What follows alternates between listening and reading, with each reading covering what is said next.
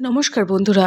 পালং শাক তো আপনারা অনেক রকমভাবে বানিয়েছেন, তবে আমার মতো করে একবার হলেও বানিয়ে দেখুন, স্বাদ মুখে লেগে থাকবে। এই রেসিপিটি আপনারা ভাত অথবা রুটি পরোটা দিয়ে খেতে পারবেন। তো চলুন দেখে নিই কীভাবে আজকের এই রেসিপিটি তৈরি করছি। প্রথমে আমি এখানে নিয়েছি 500 গ্রাম পালং শাক। পালং শাকের পরিমাণটা আপনারা নিজেদের মতো কম বেশি করে নিয়ে নেবেন। এই দেখুন, একদম টাটকা, একদম কচি পালং শাকগুলো। এটাকে প্রথমে জল পাল্টে আমি বারে বারে ধুয়ে নিয়েছিলাম। এখন এর থেকেই কিছুটা পালং শাক আপনাদেরকে আমি কেটে দেখিয়ে দেব। আজকের রেসিপিটির জন্য পালং শাকটাকে ঠিক কিভাবে আমাদেরকে রেডি করতে হবে। একদম ঝিরিঝিরি করে কাটতে হবে। আপনারা দেখে বুঝতে পারছেন, এই রকমভাবে একদম কুচিয়ে নিতে হবে। রেসিপিটি একদম সহজ সরল, তবে একটু ইউনিক। আপনাদের একবার দেখলেই কিন্তু তৈরি করে নিতে পারবেন। এই দেখুন, এই রকমভাবে একদম ঝিরিঝিরি করে কুচিয়ে নিতে হবে। প্রত্যেকটা শাক আমি একই রকমভাবে কেটে নিয়েছি। দেখুন, একদম কুচো কুচো করে কেটে নিয়েছিলাম। এবারে সবার প্রথমে যে কাজটা করতে হবে, পালং শাকটাকে লবণ দিয়ে ভালো করে মাখাতে হবে। এইভাবে পালং শাকটাকে লবণ দিয়ে দেখবেন কিছুক্ষণ, মোটামুটি 1 মিনিট যদি আপনি হাত দিয়ে একটু ভালো করে এইভাবে মেখে নেন, দেখবেন তাতে করে পালং শাকটা একদম নরম হয়ে যাবে আর পালং শাক থেকে অনেকটা জল বেরিয়ে আসবে। তো আমিও দেখুন এই রকমভাবে মোটামুটি 1 মিনিট লাগবে না, তার আগেই পালং শাকটা খুব সুন্দরভাবে নরম হয়ে যাবে। দেখুন, এইভাবে রেডি করে নিতে হবে। এখানে কিছু গুঁড়ো মশলা আমি অ্যাড করব।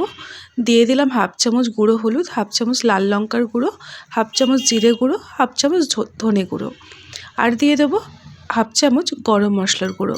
এবারে এই মশলার সাথে সমস্ত পালং শাকটাকে পরিষ্কার হাতে ভালো করে মেখে নিতে হবে। আপনারা একটু ভালো করে দেখুন জল কতটা পরিমাণে বেরিয়ে এসেছে। এই জলটা কিন্তু ফেলবেন না। এবারে এর মধ্যে আমি দিয়ে দেবো 1 কাপ পরিমাণে বেসন। আমি এখানে ছোলার বেসনটা ব্যবহার করেছি, এতে করে টেস্টটা বেশ ভালো আসে। আপনাদের হাতের কাছে যে কোনো ধরনের বেসন থাকলে নিয়ে নিতে পারেন, তাতে কোনো অসুবিধা নেই। এই দেখুন, এই রকমভাবে কোনো রকম জল ছাড়া প্রথমে মেখে নিলাম। এবারে এর মধ্যে আমি 1/2 কাপ পরিমাণে জল অ্যাড করব।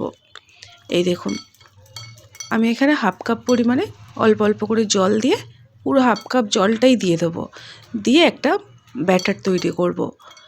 খুব একটা পাতলা হবে না বা একদম মোটাও হবে না, এই রকমভাবে রেডি করতে হবে।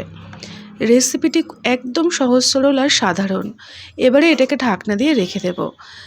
রেসিপিটি তৈরি করব, তার জন্য কড়াইতে দিয়ে দিলাম 3 চামচ পরিমাণে রিফাইন তেল আর 1 চামচ পরিমাণে সরষের তেল। 2 রকম তেল মিলিয়ে আজকের আমি রান্নাটি করছি। আপনারা যে কোনো এক রকমের তেল দিয়ে করতে পারেন। তেলটা গরম হলে ফোড়নে দিয়ে দিলাম সাদা জিরে আর দিয়ে দিলাম একটা বড় সাইজের পেঁয়াজ কুচো। পেঁয়াজটাকে যতটা ঝিরিঝিরি আর কুচো কুচো করা যায় ততটাই ভালো। তো আপনারাও সেইভাবে কেটে নেবেন। পেঁয়াজটাকে মোটামুটি কিছুক্ষণ ভেজে নিতে হবে।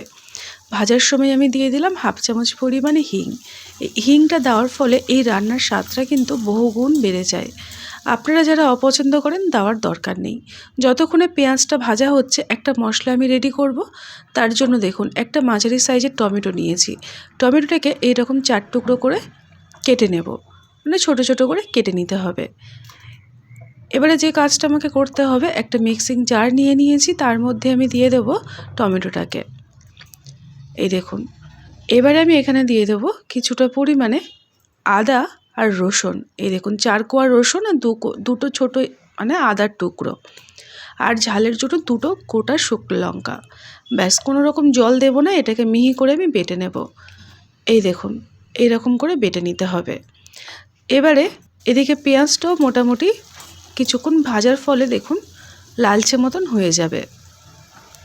তার মধ্যে মশলাটাকে আমি ঢেলে দিলাম।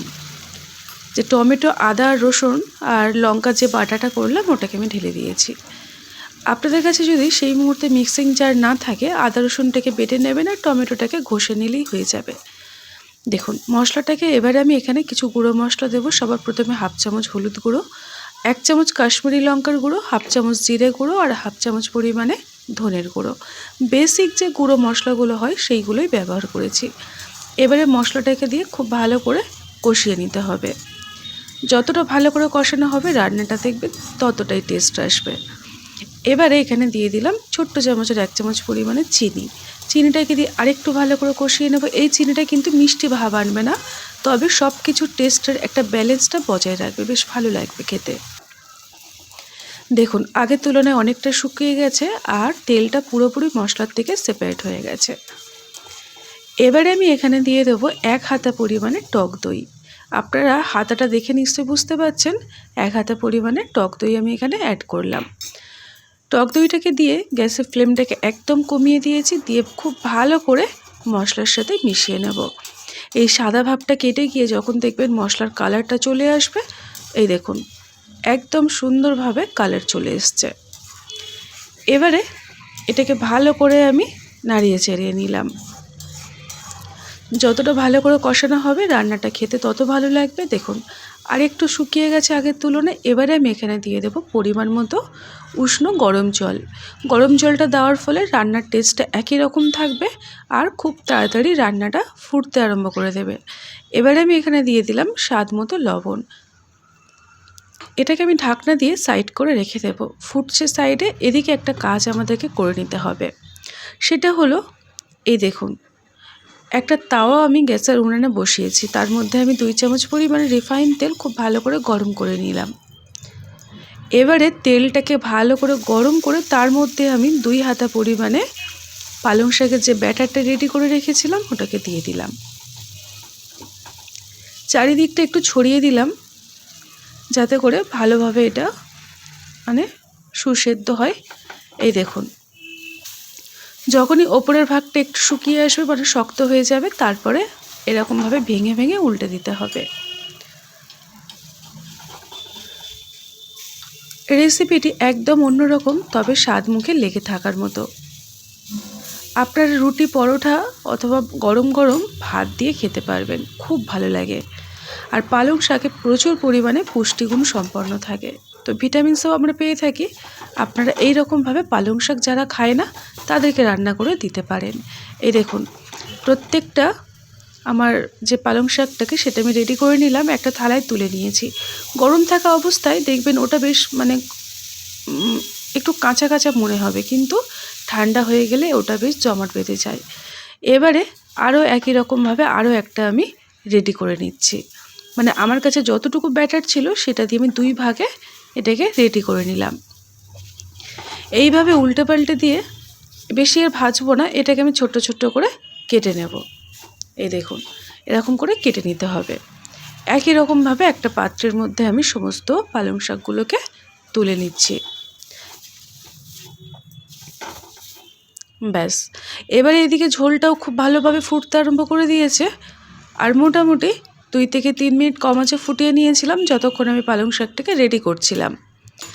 এবারে এই ফুটন্ত ঝোলের মধ্যে দিয়ে দিতে হবে পালং শাক, যেটাকে আমি রেডি করলাম এক্ষুনি, এটাকে দিয়ে দিতে হবে। এগুলো দেখবেন যখনই তৈরি করবেন হয়তো একটু গায়ে লাগবে, মনে হবে কাঁচা ভাব আছে, কিন্তু একদম না।